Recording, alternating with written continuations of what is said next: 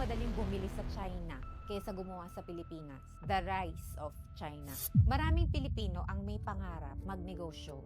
May produkto, may idea, may puhunan. Gustong magbigay ng trabaho para sa kapwa Pilipino. Pero bago pa man magsimula, napapagod na. Permit dito, permit doon, pila dito, pirma doon. May hinihinging dokumento na wala naman nung nakaraan. May proseso na paulit-ulit. May mga bayarin, may mga clearance. May mga pagkakataon pang kailangan mo maghintay ng matagal para lang maaprubahan. At kung minsan, may mga tao pang nagpapahirap lalo sa proseso. Kaya tuloy maraming negosyante ang nagtatanong, kung ganito kahirap gumawa ng produkto sa Pilipinas, bakit hindi na lang ako bumili sa China? Sa China, milyong-milyong pabrika ang gumagawa ng produkto araw-araw. Mabilis ang produksyon, mababa ang gastos, malaki ang suporta sa manufacturing. Kaya madalas, mas mura pang bumili ng produkto mula sa ibang bansa kaysa gumawa nito dito. At ang mas masakit, kapag hindi naging maganda ang takbo ng negosyo at gusto mo nang magsara, pahirapan pa rin. May mga permit na kailangan i-cancel. May mga opisina na kailangan balikan.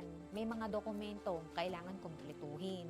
Mga proseso na umaabot ng buwan. Parang pati paglabas mo sa negosyo, kailangan mo pang paghirapan. Kaya maraming negosyante ang natatakot magsimula. Hindi dahil tamad sila, kundi dahil alam nilang mahirap pumasok at minsan mahirap ding lumabas.